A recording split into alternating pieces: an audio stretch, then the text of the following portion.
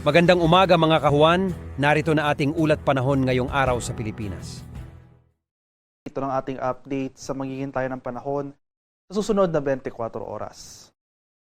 Makikita natin dito sa ating latest satellite images itong mga makakapal na kaulapan na kasalukuyang nakakaapekto sa malaking bahagi ng Visayas at silangang bahagi ng Luzon ay ang patuloy ngang pag-iral ng easterlies o yung hangin na nanggagaling sa Karagatang Pasipiko.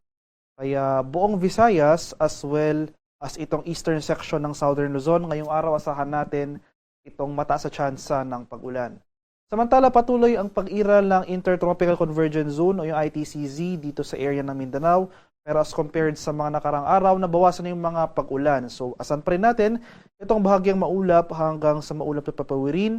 Samahan lamang yan ng mga biglaan at panandaliang pag-ulan. For Metro Manila at lalabing bahagi ng Luzon, ay fair weather conditions sa ating inaasahan ngayong araw, maliban na lamang sa mga isolated rain showers or localized thunderstorms. At sa kasalukuyan, wala pa naman tayong namamataan o minomonitor na low pressure area o namang sama ng panahon na maaring maging bagyo sa mga susunod na araw. At para naman sa magiging lagay ng ating panahon ngayong araw dito sa Luzon, so ito ang area ng Quezon at Bicol region dahil sa easterly sasahan natin itong mga kaulapan at mga kalat-kalat na pag-ulan na may pagkulog at pagkilat. Kaya sa areas na ito, patuloy po tayong maging handa at alerto sa mga banta ng pagbaha at pagguho ng lupa, lalong-lalo na kung tuloy-tuloy ang pag-ulan na ating mararanasan. For Metro Manila and the rest of Luzon ay generally fair weather ang mararanasan ngayong araw. So dahil sa easterlies, mainit at malinsang ang panahon, ang ating inaasahan, pero hindi nangangahulugang wala na tayong pag-ulan na mararanasan. Magdala pa rin po tayo ng payong dahil nandiyan pa rin yung mga usual late afternoon to evening rain showers or thunderstorm. Sa areas naman ng Palawan, Visayas at sa Mindanao, dahil nga sa easterlies, so ito nga yung mainit na hangin galing sa Karagatang Pasipiko, mataas sa tsansa ng pag-ulan ang mararanasan sa buong Visayas. So ngayong madaling araw pa lamang, may mga naitala na tayong thunderstorm activity dito sa central and western portions ng Visayas. So asahan natin na magpapatuloy yung makulimlim na panahon throughout this area at asahan na rin natin na yung bulk ng mga pag-ulan ay pagsapit ng hapon hanggang sa gabi. Meanwhile, yung ITCZ patuloy yung pag-iral over Mindanao. So fair weather conditions ang ating mararanasan. Nandiyan pa rin yung mga tsansa ng mga biglaan at panadaling pag-ulan dulot ng ITCZ, especially sa hapon hanggang sa gabi. Fair weather rin ang inaasahan sa Palawan, maliban na lamang sa mga isolated rain showers or localized thunderstorms.